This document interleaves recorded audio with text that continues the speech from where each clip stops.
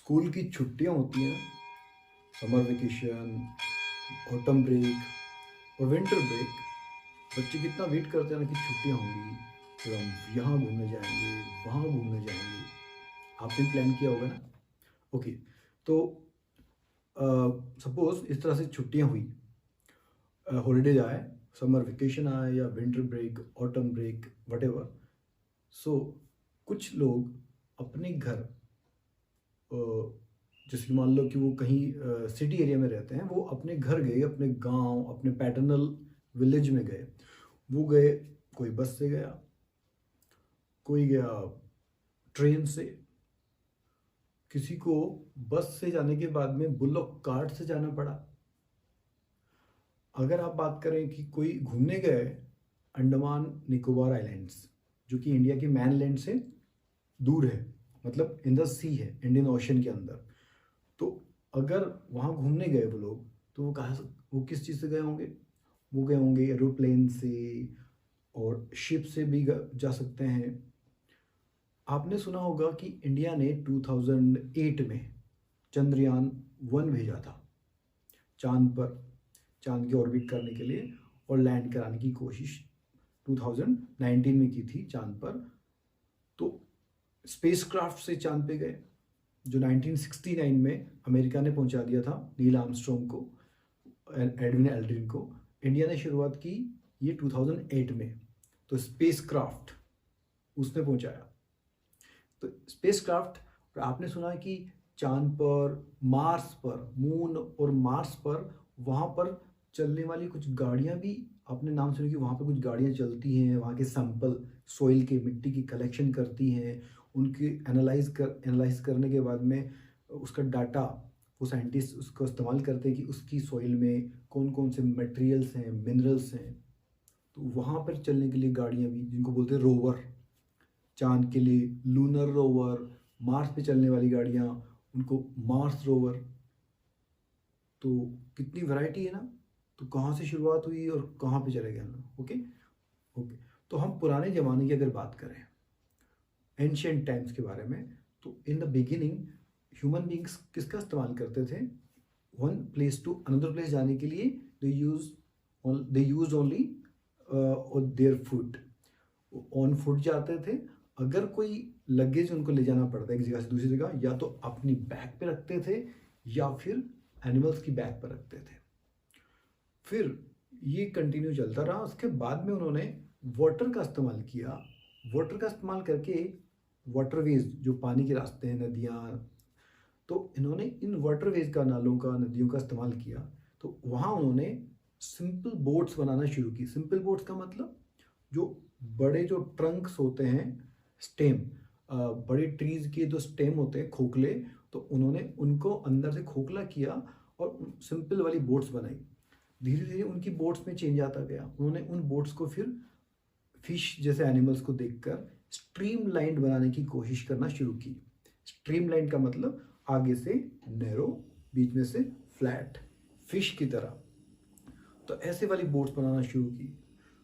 फिर ये वाला सिलसिला चलता रहा तब तक, जब तक कि व्हील का इन्वेंशन नहीं हुआ। तो व्हील का इन्वेंशन एक बहुत बड़ी रिवोल्यूशनरी थिंग थी, क्रांतिकारी चीज़ थी, पहिए का आविष्कार। तो व्हील का जब इन्वेंशन हो गया, तो उसके बाद में ह्यूमन बींग्स ने एनिमल्स के साथ में गाड़ियाँ जोड़ना शुरू कर दी, जैसे कि बुलोक कार्ट, बैलगाड़ी। बुलोक्स तो थे उनके पास, अब पहिया भी आ गया। तो ये फिर एनिमल्स का इस्तेमाल करके उन्होंने गाड़ियाँ खींचना शुरू की। उनके पास ट्रांसपोर्ट, सामान को एक जगह दूसरी जगह ले जाने के लिए, या फिर लोगों को भी जाने के लिए एक ईजियर फैसिलिटी हो गई। ये सिलसिला चलता रहा कंटिन्यूसली कई हंड्रेड्स ईयर्स तक, कई सैकड़ों सालों तक, 1800s तक ये चल रहा। 1800 की शुरुआत में, 1800 की शुरुआत में मतलब 19वीं सदी की शुरुआत में, in the beginning of the 19th century. 19वीं सदी की शुरुआत कहाँ से? 1800 से, 1801, ये 19th सेंचुरी की शुरुआत। तब तब क्या हुआ? एक बड़ा चेंज आया। तब बना स्टीम इंजन। तो स्टीम इंजन बना। स्टीम इंजन मतलब, वाओ, भाप का इंजन। तो भाप का इंजन बना, तो फिर क्या बनी? रेल कि पटरियाँ बनाना शुरू की। भाप का इंजन ट्रेन को खींचने के काम आने लगा। ये वाली प्रोसेस शुरू हुई।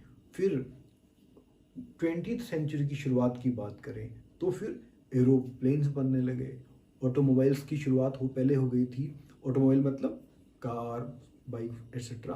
और 20th सेंचुरी की शुरुआत में तो राइट ब्रदर्स का आपने नाम सुना होगा, दो भाई थे जिन्होंने एरोप्लेन्स बनाए थे। शुरुआत में बहुत फेल हुए, फिर सक्सेसफुल हुए। तो फिर वो एरोप्लेन्स बनाए गए 20th सेंचुरी की शुरुआत में।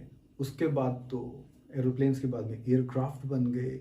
आज हम जानते हैं कि इलेक्ट्रिक ट्रेन भी चलने लगी है।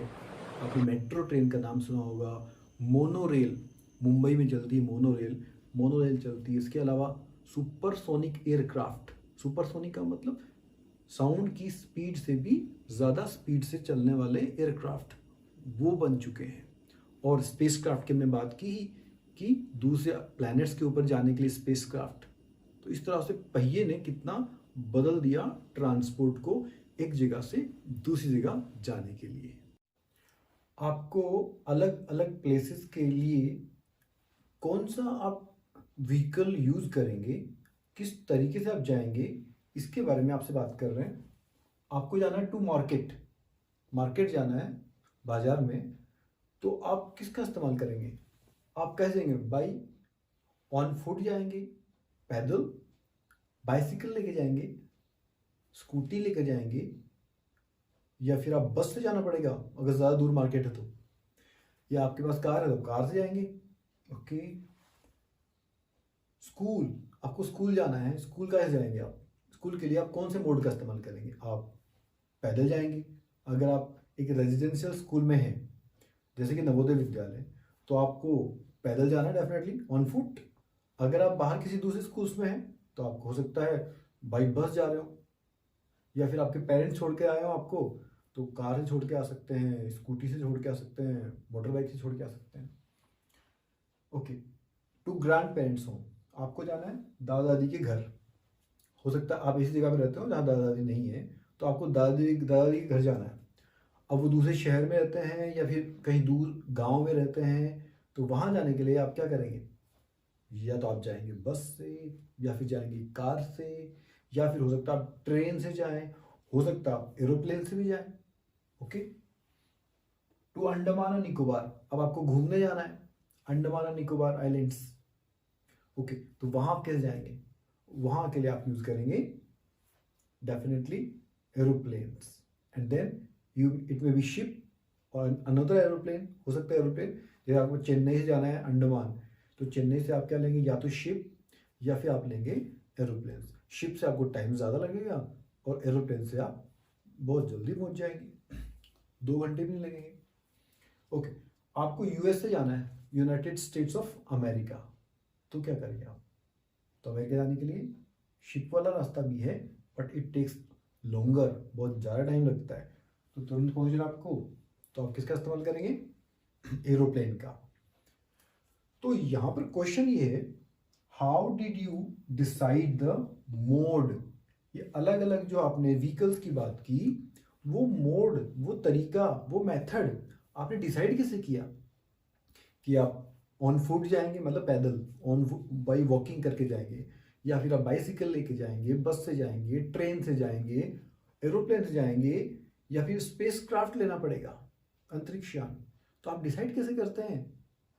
तो आप डिसाइड करते हैं इस चीज से कि वो जगह जहां आपको जाना है वो कितना दूर है। So the answer is by knowing how far a place is. वो जो जगह है जहां आपको जाना है, ए प्लेस, वो हाउ फार, कितना डिस्टेंस में, कितना दूर है। ओके। तो ये हमें जानना जरूरी है। तो जो ये दूरी है ना, डिस्टेंस, हाउ फार, कितना दूर है, और ये दूर है मतलब उस जगह के और हमारे बीच में एक दूरी है, उसको बोलते डिस्टेंस। तो इस डिस्टेंस का मेजरमेंट हम क्यों करें? तो डिस्टेंस का मेजरमेंट करने के लिए हमें अलग अलग जगहों पे जरूरत पड़ती है। तो कैसे जरूरत पड़ती है? देखिए, डिस्टेंस बिटवीन टू प्लेसेस, हमें कई बार दो जगहों के बीच में डिस्टेंस को चेक करना पड़ता है। जैसे हमने बात की कि भी आपको मार्केट जाना, तो हमारे घर से मार्केट के बीच की डिस्टेंस, वो मेजरमेंट। तो अलग अलग एग्जाम्पल से देखिए, विड्थ ऑफ, चौड़ाई ऑफ योर डेस्क। आपकी क्लास में आपकी जो डेस्क है उसकी विड्थ को आपको नापना है कि कितनी विड्थ है। हो सकता है आप में झगड़ा हो गया हो अपने फ्रेंड के साथ में, तो आपने डिसाइड किया कि हम इसको मेजर कर लेंगे, नाप लेंगे, हाफ आपकी और हाफ आपके दोस्त की। तो आपने इसको डिसाइड करने के लिए क्या किया, उसको मेजर किया, मापा। Next, length of the cloth, कपड़े की लंबाई कितनी है, ये कौन नापेगा, टेलर। आपके लिए यूनिफॉर्म सिलनी है, आपके लिए कोई दूसरी ड्रेस सिलनी है, तो वो कपड़े की लेंथ को नापेंगे, जिससे कि वो बता सकें भी आपके लिए कपड़ा कम है, ज़्यादा है, सफिशिएंट है, आपके अकॉर्डिंग, आपके जो मेजरमेंट बॉडी के अकॉर्डिंग वो अपने आपके लिए कपड़े सिलेंगे। Next, height and width of a cupboard. Cupboard मतलब अलमारी। आपके घर में जो लकड़ी की अलमारी है उसकी हाइट और विड्थ को मेजर करने की जरूरत कब पड़ेगी, किसको पड़ेगी, कारपेंटर को, जो वुड का काम करेगा, लकड़ी का जो काम करेगा कबर्ड को बनाने के लिए, तो वो कारपेंटर को जरूरत पड़ेगी। उसकी हाइट नापनी है, कितना हाइट है उसकी, आपको कितनी हाइट चाहिए, तो उसको एक पॉइंट से दूसरे पॉइंट के बीच की डिस्टेंस को नापना पड़ेगा। उसी तरह से नेक्स्ट, विड्थ, चौड़ाई, कितना चौड़ा आपको उसको कबर्ड को बनवाना है। Next, area of farm. Farm मतलब खेत, तो खेत का एरिया कितना है, लंबाई, चौड़ाई, लेंथ, विड्थ कितनी है आपके खेत की, तो ये कौन नापेगा, ये नापने की जरूरत किसको पड़ेगी, ये फार्मर, किसान को जरूरत पड़ेगी। क्या चेक करने के लिए भी कितने सीड्स की जरूरत पड़ेगी उनको वहाँ अपने खेत में डालने के लिए, अगर वीट के सीड्स डालने तो कितने डालने होंगे, तो ये चेक करने के लिए उनको पता लगाना पड़ेगा कि उनके फार्म का एरिया क्या है, लेंथ एंड ब्रेड्थ क्या है। तो फिर से मेजरमेंट की बात आई। और हो सकता है योर ऑन हाइट, आप अपने खुद की हाइट नापें, तो क्या करेंगे आप, जैसे कि आपने कई बार देखा होगा कि आप एक दीवार के पास खड़े हो गए और आपने टॉप वाला जो पॉइंट था आपकी हेड वाला, वहां से लेकर फ्लोर तक का एरिया आपने मेजर किया। तो फ्लोर एक प्लेस, दूसरा प्लेस कौन सा हो गया, आपके हेड वाला जो आपने पॉइंट बनाया यहाँ पर, तो दो प्लेसेस के बीच की डिस्टेंस। तो ये मेजर करने के लिए हमें ये हम अलग अलग चीज़ों की बात कर रहे हैं, तो दो प्लेसेस के बीच की डिस्टेंस को मेजर करने की बात हमारी अभी चल रही है। तो ये मेजर करें कैसे, तो इसके बारे में बात करते हैं। Now activity time. अब आपको एक्टिविटी करनी है।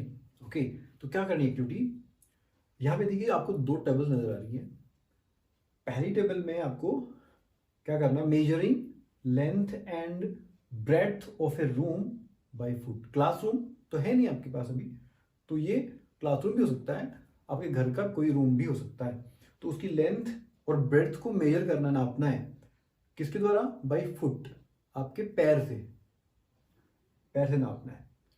और उसके बाद में आपको टेबल बनानी है। टेबल में देखिए क्या क्या भरना होगा आपको, नेम ऑफ स्टूडेंट। अब यहाँ पे स्टूडेंट नहीं, आप अपने घर के किसी भी मेंबर को आप इसमें शामिल कर सकते हैं, 2 3 4 5 कितने भी लोग हो।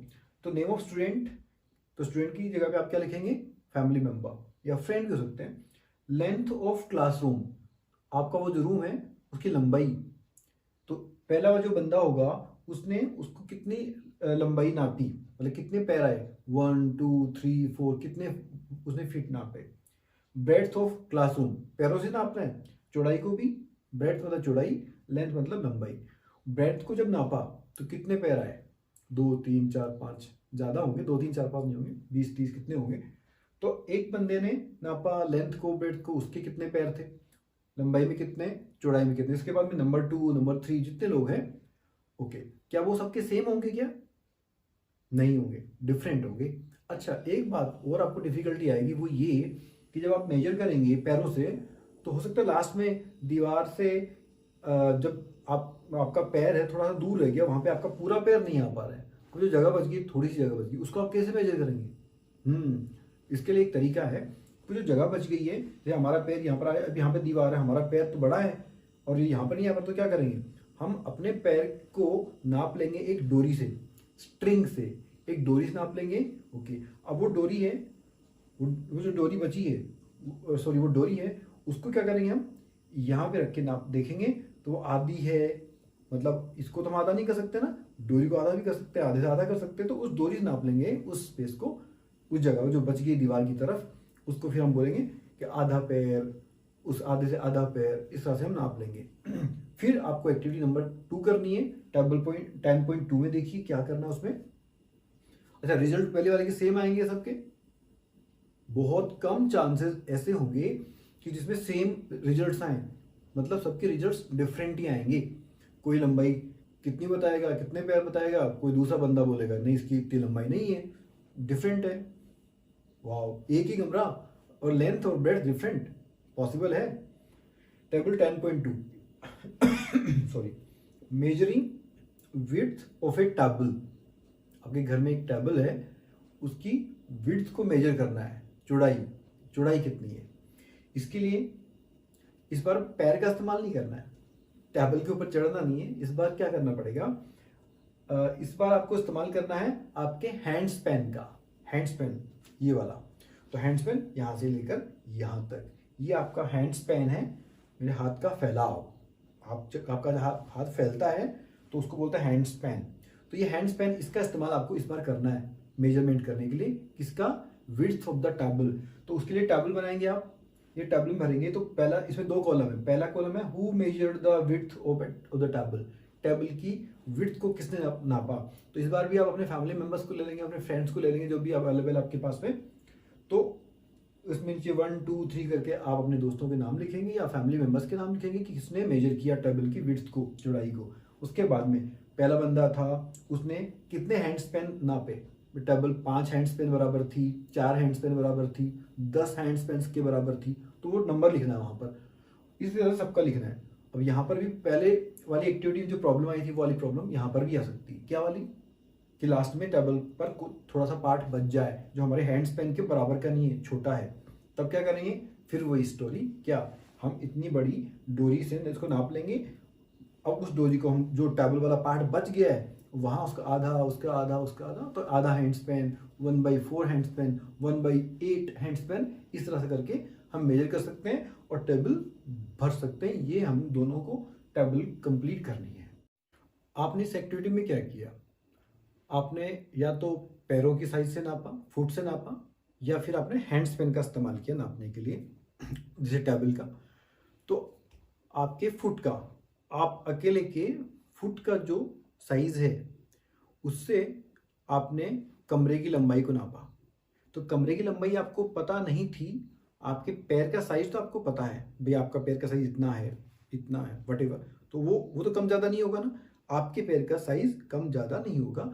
आपके मम्मी के, आपके पापा के, इनके पैरों के साइज में डिफरेंस होगा, लेकिन आपका तो आपका पता भी, आपका फिक्स इतना साइज। तो आपने क्या किया, आपको एक चीज तो पता है, आपके पैर का साइज, दूसरी चीज पता नहीं है, क्या? रूम की लेंथ। उसी तरह से हम डेस्क की बात करें, टेबल की बात करें, टेबल की विड्थ को नापने के लिए आपने क्या किया? You have used hand span. तो हैंड स्पैन का साइज तो आपको पता है, क्या पता नहीं है आपको? Width of the table, table की विड्थ पता नहीं है। तो हमने क्या क्या किया दोनों ही एक्टिविटी में? हमने एक नॉन चीज से, नॉन मतलब जिसका हमें पता है, उससे हम अननोन चीज का पता लगाया। अननोन का मतलब जिसका पता नहीं है। तो इस प्रोसेस को बोलते हैं मेजरमेंट। मेजरमेंट, तो डेफिनेशन ऑफ मेजरमेंट देखिए। मेजरमेंट की डेफिनेशन, कंपैरिजन ऑफ, तुलना करना। मतलब भाई मेरा ये हैंड स्पैन है, मैं इससे तुलना करूं मेरे बोर्ड की 1 2 3 4 5, अराउंड 5। तो मैंने इससे कंपेयर किया बोर्ड को, तो कितना हो गया? 5 हैंड स्पैन के अराउंड। मैंने पूरा मेजर नहीं किया, मिट जाएंगे अक्षर, इसलिए टच नहीं किया मैंने। अगर आपको मेजर करना होगा तो टच करना पड़ेगा किसी भी सरफेस को। ये बोर्ड तो, क्योंकि मेरे अक्षर मिट जाएंगे, दोबारा लिखना पड़ेगा मुझे। तो मैंने इससे कंपेयर किया, तो भी बोर्ड हैंड स्पैन की कितने के बराबर हो गया? 5 हैंड स्पैन के बराबर। तो कंपेयर किया मैंने, तुलना की मैंने इससे कि कितने हो जाते हैं। Comparison of an unknown quantity, ये जो बोर्ड की जो लेंथ है, ये विड्थ है, वो क्या है? अननोन है। ठीक है, ये विड्थ मुझे पता नहीं है, तो ये अननोन हो गई।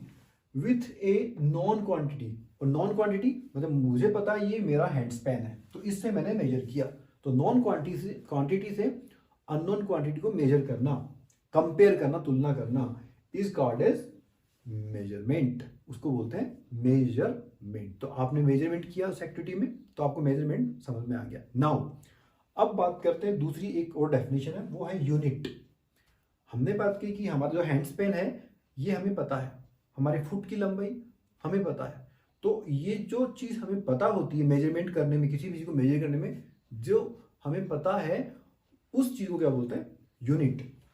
द नॉन फिक्स्ड क्वांटिटी, आपके पैर की जो साइज है वो फिक्स्ड है, कम ज़्यादा नहीं होगी भाई। आप आज सुबह नाप रहे थे कुछ और, बाद में शाम को कुछ और हो गया, हाँ हो सकता है आफ्टर सम मंथ्स और ईयर्स चेंज आए, लेकिन ये विद इन सेकेंड्स और विद इन डेज चेंज नहीं आता है। तो आपके पैर की, आपके हैंड स्पैन की साइज फिक्स है।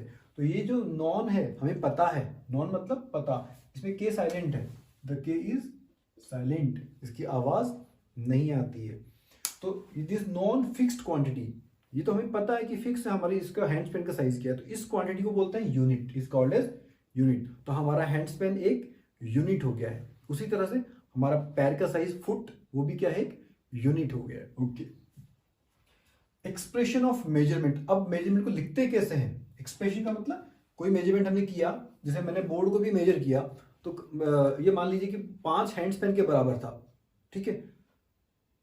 तो इसको लिखेंगे कैसे हम? आपने मेजर किया, आपने टेबल को मेजर किया, टेबल की विड्थ को, आपने रूम की लेंथ को और विड्थ को मेजर किया, तो उसको लिखते कैसे हैं? तो इसका लिखने का तरीका इन 2 पार्ट्स, उसको 2 पार्ट्स में लिखते हैं।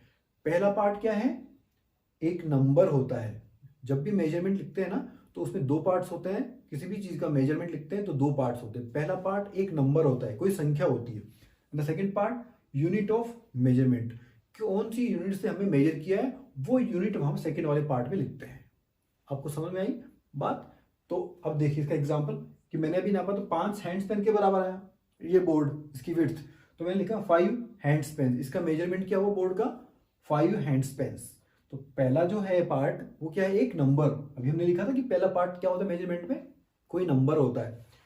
तो ये नंबर फिक्स नहीं था, ठीक है, ये हमें पता नहीं था, ये अननोन क्वांटिटी है। नॉन क्वांटिटी को नहीं, हैंड स्पैन, हैंड स्पैन। तो कितने हैंड स्पैन हुए? 5 हुए, तो 5 हैंड स्पैन्स। तो हैंड स्पैन क्या हो गया? इसका यूनिट हो गई, और 5 क्या है? उसका फर्स्ट पार्ट, जो कि उसका नंबर हो गया। तो किसी भी मेजरमेंट को जब लिखते हैं तो 2 पार्ट्स में लिखते हैं। ये शायद आपको इससे समझ में आ गया होगा। आपने अपने विड्थ, जो टेबल की विड्थ नापी है, उसमें आपने, हो सकता है किसी की विड्थ आई हो 5 हैंड स्पैन, किसी की 10 आई हो, किसी की 7 आई हो, किसी की 8 आई हो। तो 8 हैंड स्पैन, पहला एक नंबर है, दूसरा उसकी यूनिट है। तो ये लिखने का तरीका है, मेजरमेंट को लिखने का तरीका। अब आपकी जो एक्टिविटी का रिजल्ट, उसके बारे में बात करते हैं। रिजल्ट ऑफ द एक्टिविटी, क्या रिजल्ट आया? इक्वल था कि डिफरेंट था? सबके जो मेजरमेंट का रिजल्ट आया, रूम की जो लंबाई नापी, विड्थ नापी, या फिर टेबल की विड्थ नापी, तो क्या सबके रिजल्ट सेम आए? डेफिनेटली क्या हुए होंगे? सबके रिजल्ट डिफरेंट, सेम नहीं आए होंगे। और उसके पीछे कारण क्या है? हम बात कर ही रहे हैं कि सबके हैंड स्पैन का और फुट का जो साइज है वो सेम नहीं होता, because the length of the units we used, हमने जो 2 यूनिट का इस्तेमाल किया, कौन सी यूनिट का इस्तेमाल किया? हमने एक तो हैंड स्पैन का इस्तेमाल किया और एक फुट का इस्तेमाल किया। तो दोनों क्या है? यूनिट्स हैं, और दोनों ही कैसी हैं? फुट एंड हैंड स्पैन दोनों ही कैसी हैं? डिफरेंट फॉर ऑफ ऑल, सबकी अलग अलग होती हैं। मेरी अलग है, आपकी अलग है, मम्मा पापा अंकल आंटी सबकी अलग अलग होती हैं। इसलिए so we need a standard unit of measurement. तो हम इन पर विश्वास नहीं कर सकते। मैं बताऊं कि ये मेरा जो बोर्ड है वो 5 हैंड स्पैन वाला है, आपको, आप आकर मेजर करें इस बोर्ड को, तो क्या होगा? हो सकता है ये 6 का निकले, हो सकता है 7 का निकले, किसी के हैंड स्पैन से 7 मेजरमेंट हो जाए, तो 7 हैंड स्पैन का। मतलब ये हुआ कि मैं अगर इसका मेजरमेंट अपने हैंड स्पैन से करके आपको बताऊं, तो ये करेक्ट नहीं होगा, गलत होगा। तो अलग अलग लोगों का मेजरमेंट गलत हो जाएगा, तो इसका मतलब विश्वास नहीं कर सकते। तो हमें क्या चाहिए? हमें कोई एक ऐसी यूनिट चाहिए। ये हैंड स्पैन, फुट, ये यूनिट स्टैंडर्ड नहीं है। हमें एक ऐसी स्टैंडर्ड यूनिट चाहिए जो बदले नहीं। भाई मेरे पास भी वो उतनी ही है, आपके पास भी उतनी ही है। ओके, तो इसके बारे में बात करेंगे, स्टैंडर्ड यूनिट ऑफ मेजरमेंट के बारे में। पहले बात करेंगे कुछ नॉन स्टैंडर्ड यूनिट्स के बारे में, जो पहले कभी इस्तेमाल होती थी। हो सकता है कहीं पर आज भी उनका इस्तेमाल किया जाता हो, but mostly those are not used nowadays, आजकल उनका इस्तेमाल नहीं होता। So some non standard units, जो कि स्टैंडर्ड नहीं है, जिसके बारे में हमने बात की। ओके, इन एंशिएंट टाइम्स, प्राचीन काल में, इंडस वैली सिविलाइजेशन के बारे में आप सोशल साइंस में पढ़ेंगे, हिस्ट्री में। तो इंडस वैली सिविलाइजेशन क्योंकि इंडिया में ही ये सिविलाइजेशन हुआ करती थी पहले, कभी प्रॉस्पर करती थी, फलती फूलती थी, आज नहीं है वो। फिर उसके बाद में ज़मींदोज हो गई, ज़मीन में दफन हो गई, और उसके बाद में जब उसको खोदकर खुदाई हुई, एक्सकवेशन किया गया साइंटिस्ट के द्वारा, हिस्टोरियंस के द्वारा, तब उन्होंने देखा वहाँ पर कि वहाँ जो स्ट्रक्चर्स बनी थी, जो घर बने थे, जो नालियाँ बनी थी, जो बाथरूम्स बने थे, उनका करेक्ट मेजरमेंट, बिल्कुल एक्यूरेट मेजरमेंट। इसका मतलब कि वो जो इंडस वैली सिविलाइजेशन वाले लोग थे, उनके पास मेजरमेंट के बहुत अच्छे तरीके थे, वो मेजरमेंट में बहुत अच्छे थे, very good measurement of length किया करते थे। बिकॉज एविडेंस क्या मिला है, सबूत क्या मिला है वहाँ पर, perfectly geometrical constructions are found, बिल्कुल सही सही ज्योमेट्रिकल मैथमेटिक्स के अकॉर्डिंग कंस्ट्रक्शन, निर्माण, स्ट्रक्चर जो घरों का, नालियों का, रोड्स का, वो मिला है वहाँ पर। ओके, अब इनके अलावा जो हम नाम बात करते हैं नॉन स्टैंडर्ड यूनिट्स के बारे में, तो पहला है एक cubit. Cubit, length from the elbow, elbow से, कोहनी से, to the finger tips, finger tips तक की, यहाँ से लेके यहाँ तक, ये क्या हो गया, एक क्यूबिट हो गया। हो सकता है आपने भी कहीं इस्तेमाल करते हुए देखा होगा अपने इंडिया में, जैसे कि आपने जो गार्लेंड्स बेचते हैं, फूल मालाएं बेचते हैं, तो वो 1 2 3, या हो सकता है आपने पतंग उड़ाने के लिए मांझा खरीदा हो तो उसको भी ऐसे नापा गया हो। तो अलग अलग तरीकों का इस्तेमाल किया जाता है आज भी, लेकिन वो स्टैंडर्ड तरीके नहीं है, हम उन पर बिलीव नहीं कर सकते, सबके अलग अलग है वो। तो ये क्यूबिट, इसका इस्तेमाल इजिप्ट में किया जाता था। इजिप्ट, हिंदी में इसको बोलते हैं मिस्र, मिस्र देश। Okay, next is a yard, एक गज। तो कपड़े वाले मोस्टली इसका इस्तेमाल करते थे, आज भी कुछ लोग करते हैं। क्या है ये यार्ड का मतलब क्या है, distance between the end of the outstretched arm, outstretch मतलब हमारी आर्म को हमने फैला दिया, तो इसकी आउटस्ट्रेच्ड आर्म का जो एंड है, वो वाला एंड एंड चिन, और हमारी चिन तक के बीच की डिस्टेंस, वहां से लेकर यहां तक के बीच की जो डिस्टेंस है, that is what, that is a yard. तो मोस्टली कपड़ों के लिए इसका इस्तेमाल किया जाता था, for clothes. Third is step और पेस, कदम, जब हम कदम चलते हैं ना, जब वॉकिंग करते हैं, तो एक कदम फिर दूसरा कदम, तो दोनों एक से लेकर जो दूसरा पैर हमने रखा, इन दोनों पैरों के बीच की जो डिस्टेंस, उसको क्या बोलते हैं, कदम बोलते हैं। किसी की स्टेप ज़्यादा होती है, किसी की स्टेप बड़ी होती है, किसी की छोटी होती है। छोटे बच्चे छोटे छोटे स्टेप लेते हैं, एक यहाँ पर, एक यहाँ पर, छोटे छोटे स्टेप्स। बड़े लोग होते हैं तो वो एक स्टेप यहाँ पर, एक स्टेप वहाँ पर। आपने कभी अपने पापा की नकल करने की कोशिश की होगी ना, उनके स्टेप्स पे रखने की कोशिश, आप फेल हो गए होंगे शायद। ओके, आपको जंप लगाना पड़ा होगा। ओके, तो जो स्टेप्स हैं उनका भी इस्तेमाल किया जाता था। कब, बाई रोमन्स के द्वारा, रोम के जो लोग हैं रोमन्स, उनके द्वारा। फिंगर, फिंगर मतलब हिंदी में अंगुल, तो फिंगर की चौड़ाई है 4 अंगुल, ये 8 हो गया। आपने भी कभी हो सकता है किसी चीज़ को किया हो, अपने डेस्क की लंबाई को, चौड़ाई को नापने के लिए इसका इस्तेमाल हो सकता है किया हो। तो ये इस तरह से 4 और ये 4 8, हो सकता है आपके 8 नहीं हो, आपके कितने हैं 10 12, ऐसा हो सकता है। फिस्ट और मुट्ठी, इस तरह से, ये 1, उसके बाद यहाँ पे 2, फिर उसके बाद 3, तो ये फिस्ट का इस्तेमाल, फिस्ट और मुट्ठी हिंदी में। ये अंडरलाइन जो किया है, इसका मतलब ये है कि वो हिंदी के वर्ड से। But all these body parts are not equal of all, सबके जो बॉडी के ये जो पार्ट्स इनका इस्तेमाल किया जाता था, ये इक्वल नहीं है, इनका साइज बराबर नहीं होता, सब लोगों का अलग अलग होता है। इसलिए सबके सब क्या है, so all are non standard units, ये स्टैंडर्ड यूनिट्स नहीं है, हम इनके बेसिस पर सही सही मेजरमेंट नहीं कर सकते। मैं कुछ और करूँगा, आप कुछ और मेजरमेंट करेंगे। तो ये है बात हिस्ट्री के बारे में, जो नॉन स्टैंडर्ड यूनिट्स की थी उनके बारे में। अब बात करते हैं हम स्टैंडर्ड यूनिट्स के बारे में, स्टैंडर्ड यूनिट्स ऑफ मेजरमेंट, जिन पर हम बिलीव कर सकते हैं, विश्वास कर सकते हैं, जो मेरे लिए भी वही है, उसका वैल्यू आपके लिए भी वही है, बदलती नहीं है। सो इन 1790 फर्स्ट स्टैंडर्ड यूनिट्स की शुरुआत हुई 1719 में। कहाँ पर, इन फ्रांस। फ्रांस एक कंट्री का नाम है, यूरोप कॉन्टिनेंट में, अपने ज्योग्राफी में पढ़ा हुआ उसके बारे में। सो फ्रांस में 1790 मीट्रिक सिस्टम की शुरुआत हुई। मीट्रिक सिस्टम एक स्टैंडर्ड यूनिट्स वाला ही सिस्टम था, लेकिन बाद में क्योंकि फ्रांस में ही इस्तेमाल किया जाता था, तो बाद में साइंटिस्ट ने सोचा कि क्यों ना एक ऐसा सिस्टम बनाया जाए जो पूरे सभी साइंटिस्ट के द्वारा एक्सेप्ट किया जाए। तो इस जरूरत को देखते हुए एक नया सिस्टम बनाया गया, दैट इज SI यूनिट्स। ये आज भी एट प्रेजेंट भी इस्तेमाल किया जाता है। SI यूनिट्स का सिस्टम, इसका फुल फॉर्म क्या है?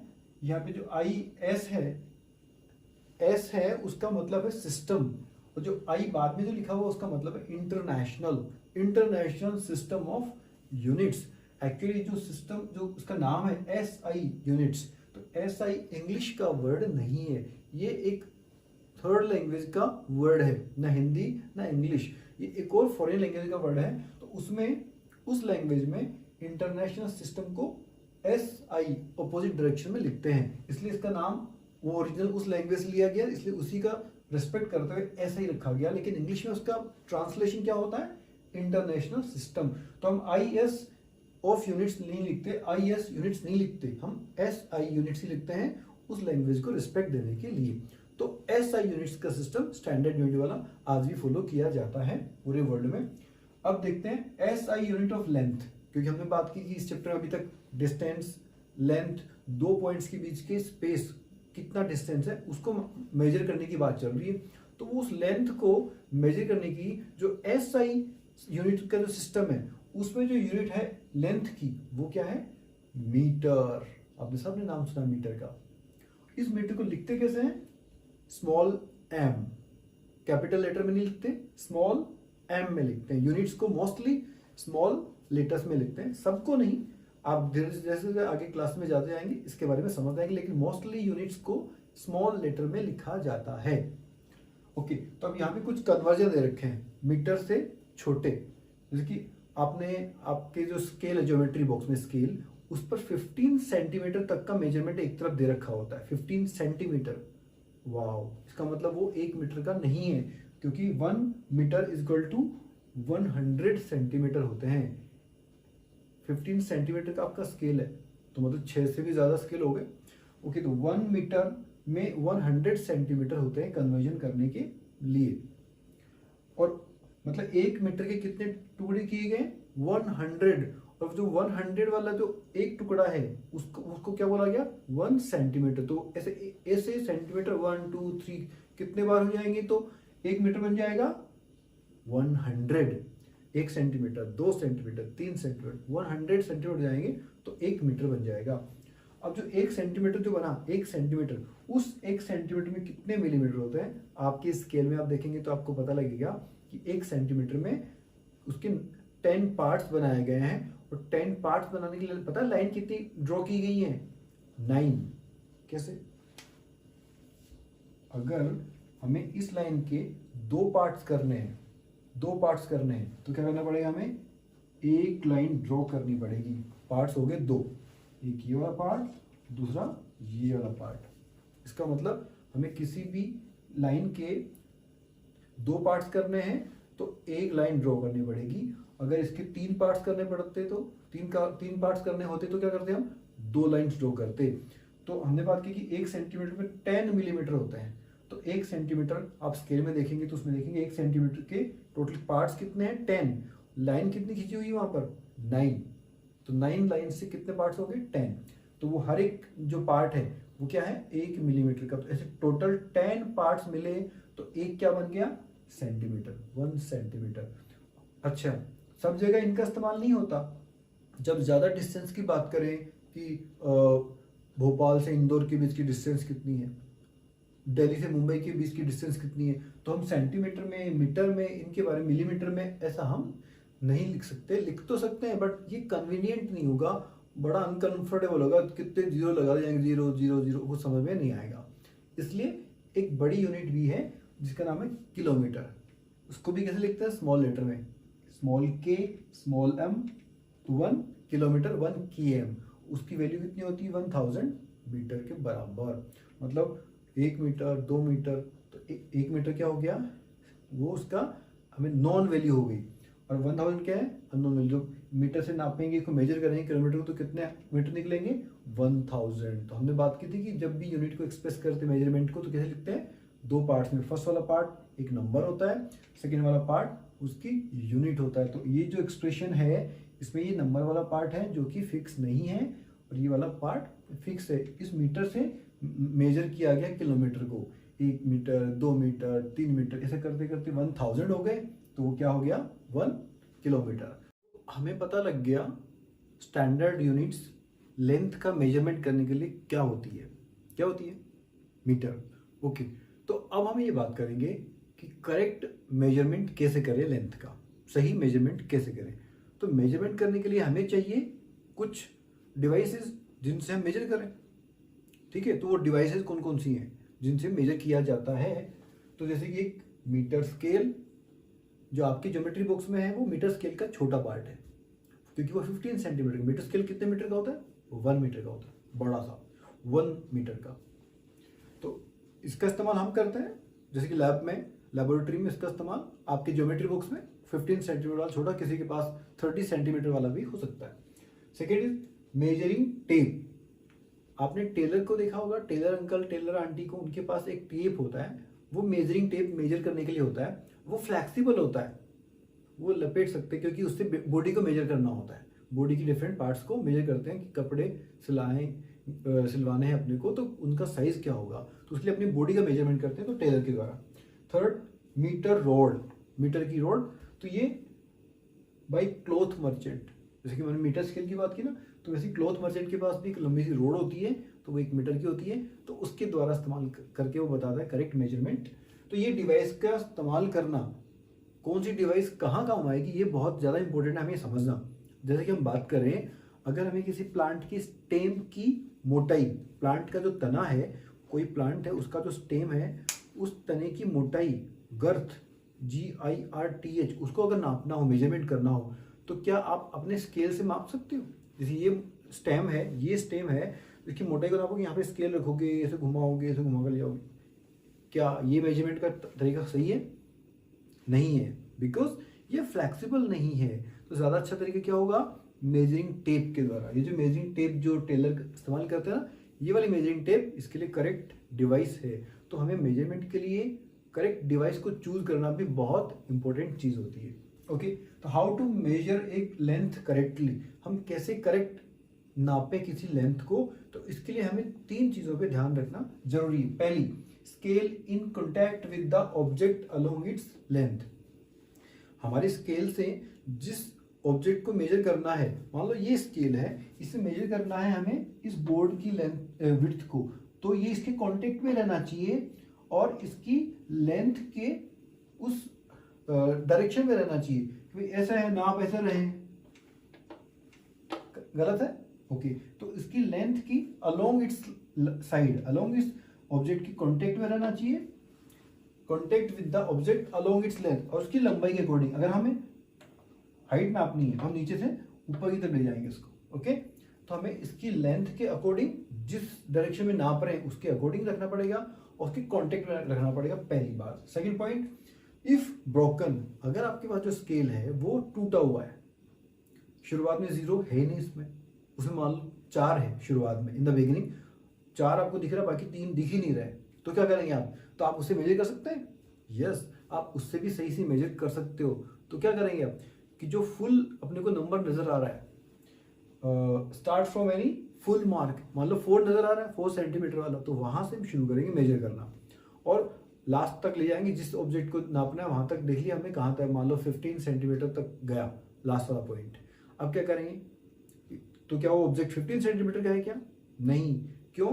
क्योंकि शुरुआत वाले 3 सेंटीमीटर तो स्केल में थे ही नहीं, हमने शुरू किया 4 से स्टार्ट करना। इसका मतलब 15 जो लास्ट एंड वाला जो उसका रीडिंग आई है, वो शुरुआत वाली रीडिंग कौन सी ली हमने? 4। तो 15 में से 4 को क्या कर देंगे हम? सब्ट्रैक्ट कर देंगे। Okay, subtract this mark from other and. Other and पे मान लो 15 सेंटीमीटर हमने स्केल से नापा, हमारा स्केल टूटा हुआ था, ये स्केल तो नहीं है, पेन है। ओके, ये टूटा हुआ है। अब हमने देखा कि यहाँ रहता है 0 1 2 3, तो यहाँ पे इसमें 3 गायब थे, यहाँ से शुरू हो रहा है। इसका मतलब क्या हुआ? हम 4 से मेजर करना शुरू कर देंगे, उस एंड तक नापेंगे यहाँ पर, और उसके बाद क्या करें, इस एंड पे यहाँ जो रीडिंग थी स्केल में, उसमें से यहाँ वाली जो 4 है उसको हम सब्ट्रैक्ट कर देंगे, तो हमारा करेक्ट रीडिंग आ जाएगी, करेक्ट आंसर आ जाएगा। और थर्ड वाला तरीका क्या है ध्यान देने लायक, that is correct position of the eye. हमारी आंखों की position of the, THE, of the eye, आंखों की पोजीशन भी हमारी करेक्ट होनी चाहिए। कहाँ होनी चाहिए? जिस पॉइंट को हम मेजर कर रहे हैं उस पॉइंट के हमारे आईज हमारे बिल्कुल सामने होनी चाहिए। अगर हमने इधर से देखा, उधर से देखा, तो क्या होगा? मेजरमेंट गलत हो जाएगा। तो ये तीनों चीजें ध्यान में रखने लायक when we are going to measure any length. अब एक्टिविटी टाइम।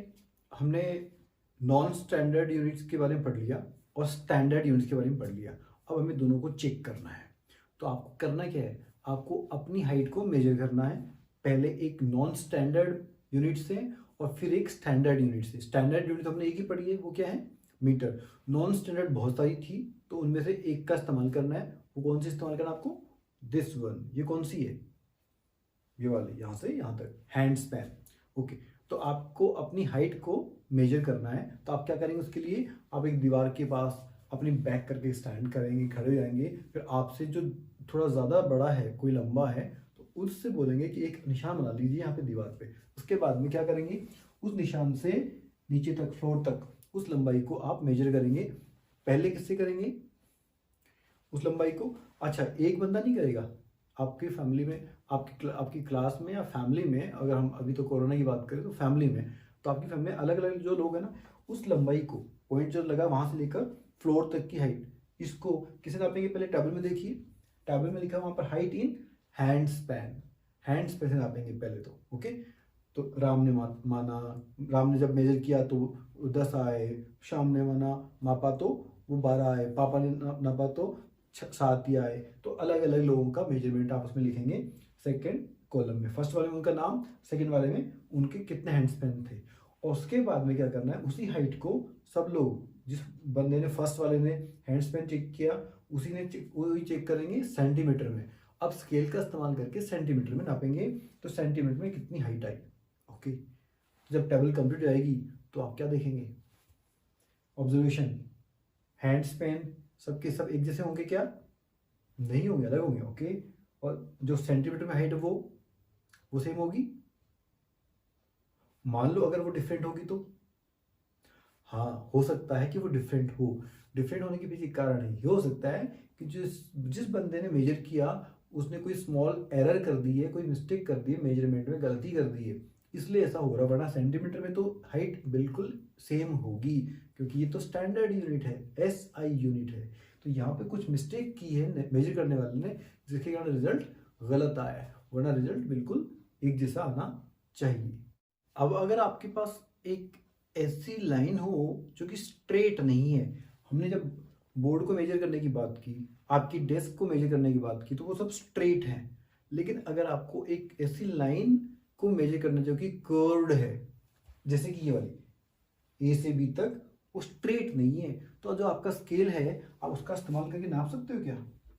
सॉरी, हमने बोला था पहला नापने का सही तरीका, उस जिसको नाप रहे हैं उसकी लेंथ के अलोंग होना चाहिए, उसकी लेंथ के साथ होना चाहिए हमारा स्केल। तो रह ही नहीं पा रहा है। ओके, तो क्या करें फिर? ऐसी कर्व्ड लाइन, CURVED, कर्व्ड, ऐसी कर्व्ड लाइन को मेजर करने का तरीका क्या होगा? तो उसको मेजर करने का तरीका होगा एक धागा और उसके बाद में स्केल। तो फर्स्ट हम क्या करेंगे? एक धागे से यहाँ से धागा उसके ऊपर रखेंगे और धागे को फैलाते जाएंगे और यहाँ तक धागा रख लेंगे। उसके बाद में धागे पे हमने 2 पॉइंट बना लिए। उसके बाद में उस थ्रेड को, थ्रेड मतलब धागा, first measure with a thread, तो थ्रेड से हमने इसको मेजर कर लिया। उसके बाद में अब उस थ्रेड को क्या करेंगे? हम स्केल से मेजर कर लेंगे, बिल्कुल स्ट्रेट फैलाकर, स्ट्रेच करके उस धागे को हम स्ट्रेच करेंगे और फिर स्केल से मेजर कर लेंगे। तो इस तरह से हम एक कर्व लाइन की डिस्टेंस को, लेंथ को भी मेजर कर सकते हैं। तो मेजरमेंट वाला जो फर्स्ट पार्ट है इस चैप्टर का, वो यहाँ पर होता है खत्म। अब हम बात करेंगे सेकेंड पार्ट की। हमारे चारों तरफ बहुत सारे ऑब्जेक्ट्स हैं। आपको मेरे चारों तरफ बहुत सारे ऑब्जेक्ट्स नजर आ रहे हैं ना, तो ये आपके चारों तरफ भी होते हैं। तो आपको क्या करना है? आपकी बुक में टेबल 10.4 है, उसमें आपको इन सब ऑब्जेक्ट्स को लिखना है। वो टेबल आप खूब लंबी बना सकते हैं, जितनी चाहे बना सकते हैं, खूब लंबी। उसमें 2 पार्ट हैं। ये जो सारे ऑब्जेक्ट्स मेरे चारों तरफ घूम रहे हैं या आपके आसपास हैं, वो क्या ऑब्जेक्ट्स? सबके सब एक ही जगह रुके रहते हैं या फिर वो मूव भी कर सकते हैं। मूव कर सकते हैं मतलब एक जगह से दूसरी जगह जा सकते हैं क्या? तो आपको उस टेबल में 2 कॉलम दिख रहे हैं, तो आपको क्या करना है, इन तमाम ऑब्जेक्ट्स की 2 कैटेगरी बनानी है। एक तो वो जो एट रेस्ट पर है, जो मतलब रुके हुए हैं, मूव नहीं कर रहे। दूसरे वो जो मूव कर रहे हैं, जो मोशन में है, जो गति में है। तो ये 2 कॉलम बनाइए आप, उसके बाद में हम आगे वाली बात करते हैं। टेबल 10.4 को कंप्लीट कीजिए। तो आपकी टेबल बन गई। टेबल में हमने ये देखा कि कुछ ऑब्जेक्ट्स एक ही जगह फिक्स हैं, कुछ अपनी जगह बदल रहे हैं, वो उसी जगह पर नहीं है। तो जो अपनी जगह बदल रहे हैं, जैसे कि मैं यहाँ से यहाँ आ गया, इसका मतलब मैंने अपनी उस पोजीशन को बदल लिया, चेंज कर दिया। तो मैंने क्या किया, मोशन।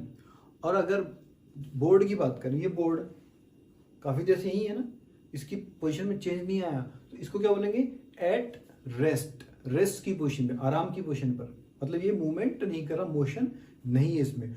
तो मोशन की डेफिनेशन क्या हुई कि टाइम जब बदलता है उसके साथ साथ किसी ऑब्जेक्ट की पोजीशन, जगह बदल जाती है, तो उसको बोलते हैं मोशन। डेफिनेशन देखिए, ए change in the position of an object, किसी ऑब्जेक्ट की पोजीशन में चेंज आ जाए। कब? विथ टाइम, टाइम के साथ। ये अभी कहीं और थी, थोड़ी देर बाद में कहीं और है, तो इसको बोलते हैं मोशन। ये मोशन, अलग अलग ऑब्जेक्ट्स की हमने मोशन देखी डायग्राम्स में, वीडियोस में। तो ये मोशन को कुल मिला के 3 टाइप्स में बांटा जाता है। तो पहली, स्ट्रेट लाइन और रेक्टिलिनियर मोशन।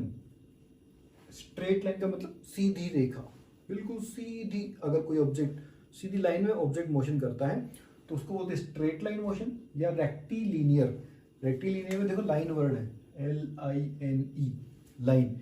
तो सीधी लाइन में, सीधी रेखा में अगर कोई मोशन होती है ऑब्जेक्ट की, तो that is known as rectilinear और स्ट्रेट लाइन मोशन। इस स्ट्रेट में भी आपने देखा जी और एस दोनों के दोनों गूंगे हैं, आवाज नहीं आती। ओके, तो स्ट्रेट लाइन मोशन और रेक्टिलिनियर मोशन क्या है इसके बारे में, मोशन ऑफ एन ऑब्जेक्ट, किसी ऑब्जेक्ट की मोशन इन स्ट्रेट लाइन, एक सीधी रेखा में है। इसके एग्जांपल देखिए, soldiers in march past. March past जब करते हैं ना, आपने देखा रिपब्लिक डे पे आपके स्कूल में प्रोग्राम्स होते हैं, तो जो स्टूडेंट मार्च पास्ट करते हैं 1 2 1 1 2 1, तो स्ट्रेट लाइन में सोल्जर्स की तरह मार्च पास्ट करते हैं। तो सोल्जर्स, या फिर ए फॉलिंग स्टोन, आपने ऊपर से कोई स्टोन गिराया, जैसे मैंने पेन गिराया, तो ये स्ट्रेट लाइन में नीचे जा रहा है। ऐसा नहीं कि ऐसे दस्ते दस्ते से घूम के जा रहा है, ऐसा नहीं जाता। पंख की तरह, अगर कोई चिड़िया का पंख, bird of A wing of A bird अगर ऊपर से गिराया जाता है तो वो क्या स्ट्रेट गिरेगा? नहीं गिरेगा। लेकिन अगर हम पेन को किसी हैवी ऑब्जेक्ट गिराएंगे तो वो सीधा गिरेगा। उसकी मोशन कौन सी होगी? Straight line motion. Next, circular motion. ये सर्कुलर मोशन वर्ड किससे बना है? सर्कल से बना है। ये यहाँ तक वाला पार्ट सर्कल से बना है। मतलब जब ऑब्जेक्ट की जो मोशन है वो एक सर्किल के फॉर्म में होगी। सर्किल आप लोग जानते हैं, ये एक सर्किल की शेप है और ये इसका सेंटर है। इस सर्किल की जो ये सर्कमफरेंस है, ये सर्कमफरेंस, इसका सेंटर, इन दोनों के बीच जो डिस्टेंस है, यहां से इस पॉइंट से, सेंटर पॉइंट से ये डिस्टेंस, वो ये वाली डिस्टेंस के बराबर है। मतलब सेंटर वाला पॉइंट हमेशा इस सर्कमफरेंस में किसी पॉइंट से उतनी डिस्टेंस पे रहेगा। सिर्फ इधर देख लो, इधर देख लो, ये वाली दोनों इक्वल है, बराबर है। तो एक सर्किल में हमेशा ये डिस्टेंस इक्वल होती है। वैसे इसको रेडियस बोलते हैं। आप लोग हाई क्लास में, क्लास 6 में पढ़ेंगे इसके बारे में। तो सर्किल की तरह से अगर कोई मोशन करता है ऑब्जेक्ट, तो उसको बोलेंगे circular motion. Motion of an object in a circle, circle के फॉर्म में। जैसे कि मान लो आपके हाथ में एक स्टोन आपने पकड़ा है और आपका हाथ यहाँ पर है और एक स्टोन आपने घुमाया है, तो आपका जो हाथ है वो सेंटर में, उससे वो स्टोन की डिस्टेंस हमेशा सेम रहेगी, इधर रहेगी तो भी। हाँ, अगर आपने हाथ को छोड़ दिया, डोरी को लंबा कर दिया है तो चेंज हो सकती है। लेकिन अब फिर लंबी डोरी है तो जितनी डोरी है उसी डिस्टेंस, उतना ही चारों तरफ वो डिस्टेंस रहेगी आपके हाथ से स्टोन के बीच की। ये वाले एग्जाम्पल से, तो distance from the centre is always same. Centre से उस ऑब्जेक्ट की डिस्टेंस हमेशा सेम रहती है, चेंज नहीं होती है। एग्जाम्पल के हैंड्स ऑफ ए क्लॉक, आपने घड़ी के सुइयां देखें, इसे चलते हैं, हैंड्स ऑफ ए क्लॉक, तो वो हमेशा सेंट्रल पोजीशन, उनकी डिस्टेंस कैसी है? सेम रहती है। दूसरा, blades of A fan, fan की जो ब्लेड्स होती हैं वो अपने सेंटर वाले पॉइंट से हमेशा इक्वल डिस्टेंस पे ही रहती हैं। तो दैट इज सर्कुलर मोशन। इसके और भी बहुत सारे एग्जांपल्स हैं, आप वो भी बता सकते हो। नेक्स्ट एंड लास्ट जो मोशन है वो है पीरियोडिक और ऑसिलेटरी मोशन। पीरियोडिक वर्ड किससे बना है? पीरियड से। जैसे कि आपकी क्लासेस में जब पीरियड्स के बेल लगती है, सपोज आपकी क्लासेस 30 मिनट्स की होती है, तो हर 30 मिनट के बाद में पीरियड लगेगा, फिर वो सेकेंड हो, थर्ड हो, फोर्थ हो, लेकिन हर 30 मिनट के बाद में, फिक्स टाइम के बाद में पीरियड लगता है। तो इससे आप समझिए पीरियोडिक मोशन या ऑसिलेटरी मोशन को। ऑसिलेटरी वर्ड जो है उसके बारे में आप क्लास 8th में पढ़ेंगे, ज़्यादा थोड़ा सा 7th में पढ़ेंगे और फिर बाकी 8th में। पीरियोडिक मोशन का दूसरा नाम है ऑसिलेटरी मोशन। तो ये motion of an object is repeated. तो इसमें होता क्या है, इसमें जो ऑब्जेक्ट की जो मोशन है वो बार बार रिपीट होती है। और कब रिपीट होती है? Time is fix. तो फिक्स टाइम में रिपीट अगर होती है कोई मोशन ऑब्जेक्ट की तो वो कहलाती है, that is known as periodic और ऑसिलेटरी मोशन। एग्जाम्पल देखिए, a pendulum of a clock, घड़ी का जो पेंडुलम है उसकी मोशन कैसी है? पीरियोडिक मोशन, क्योंकि उसका टाइम फिक्स है। ए स्विंग, झूला, आप कभी झूले में बैठे हो तो आपको पता है कि जो झूला है वो रेस्ट पोजीशन, शुरुआत वाली पोजीशन, आराम की पोजीशन से इधर जाता है या उधर जाता है, लेफ्ट या राइट, आगे या पीछे जाता है। और ये जो है वो प्रोसेस बार बार कंटिन्यूसली क्या होती है? रिपीट होती है। टाइम उसका फिक्स होता है। वाह, फिक्स टाइम होता है। आप इसको चेक भी कर सकते हैं। 7th क्लास में हम एक एक्टिविटी करेंगे जिसके बारे में आप इससे समझ पाओगे कि क्या ये सच में सही बात है कि वो बिल्कुल सेम टाइम लेती है। तो यस, तभी तो इसका नाम है पीरियोडिक मोशन।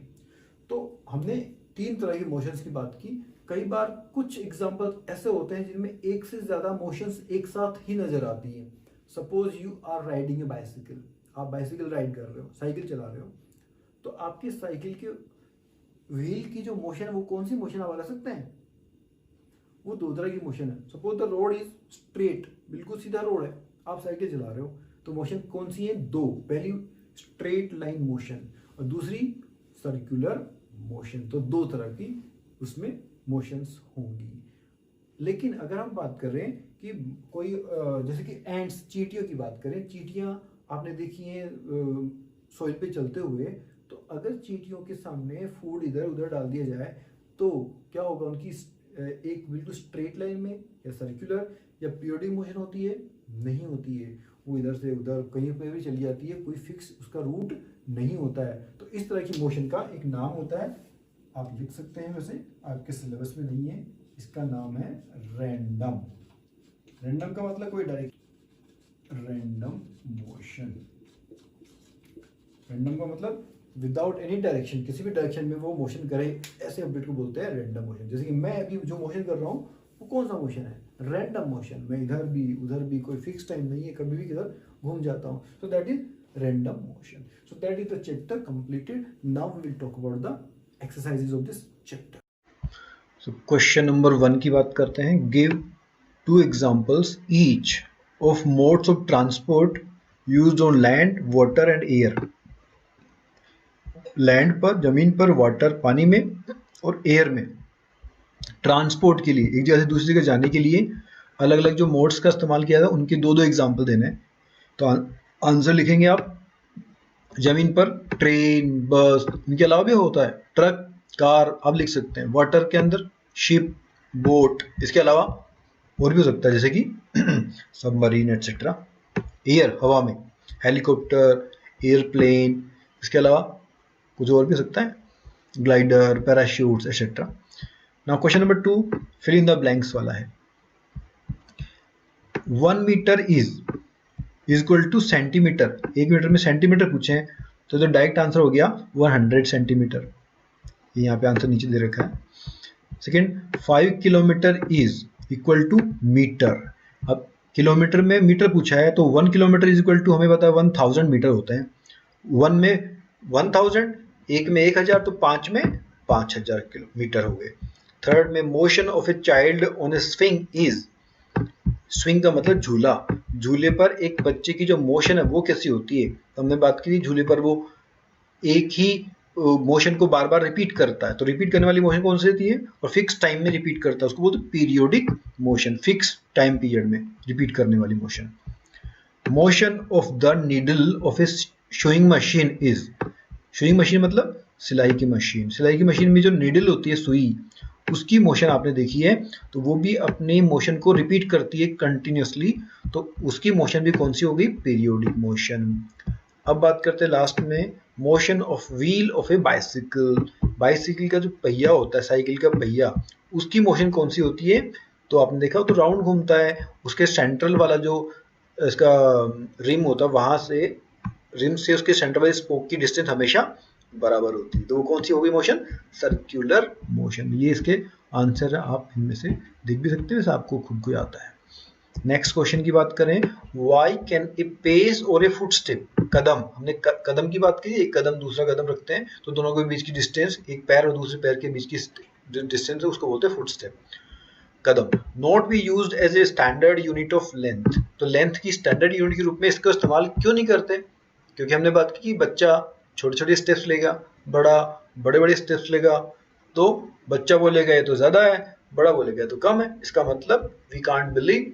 सो पेस और a foot step can not be used as a standard unit of length because it varies from person to person, very का मतलब अलग अलग होता है इसका साइज, पर्सन टू पर्सन, व्यक्ति से व्यक्ति तक। क्वेश्चन नंबर 4 की बात करें, अरेंज द फॉलोइंग लेंथ्स, नीचे तो कुछ लेंथ बता रखी है इस क्वेश्चन में, इन देयर इंक्रीजिंग मैग्नीट्यूड, छोटे से बड़े की तरफ जाना है, 1 मीटर, 1 सेंटीमीटर, 1 किलोमीटर और 1 मिलीमीटर, तो इनमें सबसे छोटा पहले, उसके बाद में उससे बड़ा, फिर उससे बड़ा और सबसे लास्ट में सबसे बड़ा। तो आपको दिख ही रहा है कि यहाँ पर किलोमीटर तो सबसे बड़ा है, तो सबके लास्ट में आएगा, और जो मिलीमीटर है वो सबसे छोटा, उस शुरुआत में आएगा, तो 1 मिलीमीटर, उसके बाद में देखिए 1 सेंटीमीटर, उसके बाद में 1 मीटर, लास्ट में 1 किलोमीटर। क्योंकि हम 1 किलोमीटर में 1000 मीटर होते हैं, 1 मीटर में 100 सेंटीमीटर होते हैं, और 1 सेंटीमीटर में 10 मिलीमीटर होते हैं, सबसे छोटा हो गया millimetre. Next question number 5, the height of a person is 1.65 metre, एक बंदे की हाइट है 1.65 metre, express it into centimetre and millimetre, तो इसको सेंटीमीटर में एक्सप्रेस करना है, कन्वर्ट करना है, और मिलीमीटर में भी कन्वर्ट करना है। तो मीटर में दे रखी है अपने को, तो पहले किस में करेंगे इसको कन्वर्ट, सेंटीमीटर में। हमें पता है कि 1 metre is equal to how many centimetre, 100, इसका मतलब मीटर को सेंटीमीटर में कन्वर्ट करने के लिए हमें 100 से मल्टीप्लाई करना पड़ेगा, तो 1.65 इंटू 100, तो आंसर आ जाएगा 165 सेंटीमीटर। यहाँ पर ये लिखा नहीं है, लेकिन आप इसको लिख लेना, 1.65 into 100 is equal to 165 centimetre. अब सेंटीमीटर बदल गया, इसको बदलना है मिलीमीटर में। मिलीमीटर में कैसे बदलेंगे, सेंटीमीटर से मिलीमीटर बदलेंगे, तो 1 सेंटीमीटर के बारे में हमने बात की थी कि 1 सेंटीमीटर मिलीमीटर कितने होते हैं, 10। ओके, अगर ज्यादा सेंटीमीटर से का कन्वर्जन पूछा जाएगा तो क्या करेंगे, 10 से मल्टीप्लाई कर देंगे मिलीमीटर बनाने के लिए। तो यहाँ पे 165 सेंटीमीटर हमने पहले कन्वर्ट कर लिया था, अब इसको बदलना है मिलीमीटर में, तो 10 से मल्टीप्लाई कर देंगे, तो 10 में एक 0, तो 165 में एक 0 लग गया, तो आंसर आ गया 1650 millimeter. Now question number 6, the distance between Radha's home, Radha के घर, और एंड हर स्कूल, और उसके स्कूल के बीच की डिस्टेंस, दूरी, वो बता रखी है 3250 मीटर, ये बता रखी है 3250 मीटर डिस्टेंस है स्कूल और उसके घर के बीच की। Express this distance into kilometre, अब इसको किलोमीटर में बदलना है, इस बार उल्टा पूछा है। पिछली बार क्वेश्चन किया था कि पहले किलोमीटर दे रखा था, उसके बाद में मीटर पूछा था, इस बार उल्टा हो गया है कि मीटर में किलोमीटर, तो जब उल्टा पूछा इसका मतलब हमें इस बार मल्टीप्लाई नहीं करना, इस बार क्या करना पड़ेगा, हमें इसको डिवाइड करना पड़ेगा। किससे, नंबर तो वही रहेगा 1000, 1 किलोमीटर में मीटर होते हैं 1000। अब सीधा पूछे जाएगा तब तो मल्टीप्लाई होगा, उल्टा पूछेंगे तो जस्ट अपोजिट, मल्टीप्लिकेशन का अपोजिट क्या होता है, डिवीजन, तो इसका डिवीजन करेंगे 1000 से, इसलिए तो 3250 डिवाइडेड बाई 1000, 1 किलोमीटर 1000 होता है, तो इसलिए इसमें क्या होंगे, 1000 मल्टीप्लाई करेंगे तो 3 1 2 3 3 जीरोज होते हैं, तो 1 2 3 3 के बाद में डॉट लग गया, तो 3 के बाद में 1 2 3, 2 के पहले 3.25 किलोमीटर। यहाँ 5 के बाद में 0 भी लगा सकते हैं, नहीं भी लगा सकते हैं, कोई बात नहीं। Question number 7, while measuring the length of A knitting needle, एक निटिंग नीडल की लंबाई नापते वक्त, निटिंग नीडल मतलब जो स्वेटर बुनती है मम्मा पापा आपके, तो वो जो स्वेटर बुनने के लिए काम आती है नीडल, उसका नाम है निटिंग नीडल। उसकी लंबाई नापते वक्त the reading of the scale, scale से नापी जा रही है उसकी लंबाई, तो स्केल में जो रीडिंग है वो एक तरफ तो है 3 सेंटीमीटर, मतलब स्केल टूटा हुआ है, या फिर नाप ही 3 सेंटीमीटर, दोनों ही बातें हो सकती हैं। And at the other and is 33.1 centimetre, दूसरी तरफ 33.1 सेंटीमीटर की रीडिंग है, मतलब जीरो से स्टार्ट नहीं किया इसको मेजर करना। तो अब बताइए what is the length of the needle. तो हमने इस चैप्टर के अंदर बात की थी कि अगर ऐसी कंडीशन हो जीरो से नहीं नापे तो क्या करेंगे, लास्ट वाली रीडिंग में से फर्स्ट वाली रीडिंग को हम सबट्रैक्ट कर देंगे। तो देखिए 33.1 minus 3 is equal to 30.1 centimetre, ये आ गई नीडल की length. Question number 8, write the similarities, same चीजें क्या हैं, एंड डिफरेंसेस, और अलग अलग चीजें क्या हैं किसमें, between the motion of a bicycle, एक cycle, and a ceiling fan, एक छत पंखे के बीच की जो मोशन है उनमें समानताएं क्या होती हैं, और डिफरेंसेस अलग अलग चीजें क्या होती हैं, कब, जब फैन को स्विच ऑन कर दिया गया, फैन चल रहा है। ओके, तो आंसर देखिए, आप खुद भी बता सकते हो वैसे इसके आंसर को। तो क्या डिफरेंसेस बताने हैं, सिमिलरिटी बतानी है। तो सिमिलरिटी क्या, दोनों के दोनों सर्कुलर मोशन दिखाते हैं, राउंड राउंड घूमते हैं, अपने सेंट्रल पोजीशन से हमेशा डिस्टेंस उनकी बराबर होती है, ब्लेड की बात करें या फिर साइकिल की रिम की बात करें, उसके सेंट्रल स्पोक से बराबर डिस्टेंस, तो वो सर्कुलर मोशन। डिफरेंस की बात करें तो बाइसिकल जब चलती है तो वो सीधी रेखा में जाती है, लेकिन फैन सीधी रेखा में जा सकता है क्या? अच्छा, बाइसिकल सीधी रेखा में जाए, रेक्टिलिनियर मोशन में जाए, जरूरी नहीं है, वो रैंडम भी जा सकती है, लेकिन फैन तो एक ही तरह से मूव करेगा, वो कौन सी मोशन होगी हमेशा उसकी, circular motion. Okay, now question number 9, why would you not like to use a measuring tape, आप ऐसे एक टेप का यूज करना क्यों नहीं चाहोगे, पसंद करोगे। मेजरिंग टेप मतलब टेप आती है फीता नापने के लिए, made of N elastic material, जो कि एक इलास्टिक मटेरियल का बनाओ। इलास्टिक मटेरियल का मतलब होता है जो अपनी लंबाई को खींचने दे, लाइक रबर की तरह खिंच जाए, ऐसा कोई टेप अगर आपको दिया जाए तो उससे आप नापना पसंद क्यों नहीं करेंगे, किसको, टू मेजर डिस्टेंस, दूरी को नापने के लिए ऐसा फीता, ऐसा टेप दिया गया जिसकी लंबाई घट बढ़ जाती है रबर की तरह, तो आप पसंद क्यों नहीं करोगे। What would be some of the problems you would meet in telling someone about a distance you measured with such a tape. तो इस टेप से, सच ए टेप, इस तरह की टेप से आपको जो प्रॉब्लम्स आएंगी किसी दूसरे को इस डिस्टेंस के बारे में बताते तो क्या प्रॉब्लम आएंगी। हमने देखा कि मेजरिंग टेप कैसा है, फ्लेक्सिबल है, इलास्टिक है, बढ़ जाता है, इसका मतलब हम नापेंगे कुछ और, कोई और नापेगा कुछ और। An elastic measuring tape will not give accurate measurement as it, क्योंकि एक्यूरेट मेजरमेंट क्यों नहीं देगा, एज इट क्या करता है, ये स्ट्रेचेज, खिंच जाता है, इन लेंथ, लंबाई में लंबा हो जाता है, and reduces in size when stretch, और साइज छोटा हो जाता है। When we express measurement taken with elastic tape, तो इससे जब जो हम मेजरमेंट लेंगे उसको बताएंगे, we have to tell whether the tape was stretch, तो हमें बताना पड़ेगा कि टेप को स्ट्रेच किया गया था क्या, इफ यस, और हम किया था स्ट्रेच तो कितना किया था, ये भी बताना पड़ेगा। आप कैसे बता सकते हो कितना स्ट्रेच किया था, कम किया था, ज्यादा किया था, तो ये बड़ा डिफिकल्ट हो जाता है इसके बाद। Hence it is very difficult to tell the measurement taken from an elastic tape, तो बहुत डिफिकल्ट हो जाएगा मेजरमेंट करना इस तरह के इलास्टिक टेप से, इसलिए हमारा स्केल या फिर हमारा मेजरिंग टेप जो कि इलास्टिक नहीं हो उसका इस्तेमाल ही करेंगे। और लास्ट क्वेश्चन है, give 2 examples of periodic motion, जिसमें टाइम पीरियड फिक्स रहता है और अपने रास्ते को बार बार रिपीट किया जाता है फिक्स टाइम पीरियड में। तो पहला example, needle of a sewing machine, pendulum, skin of the drum, skin of tabla, sarangi, या फिर आप सितार, वायलिन, बहुत सारे एग्जांपल्स है, बता सकते हैं। और उसी के साथ अपना चैप्टर कंक्लूड होता है। Bye bye.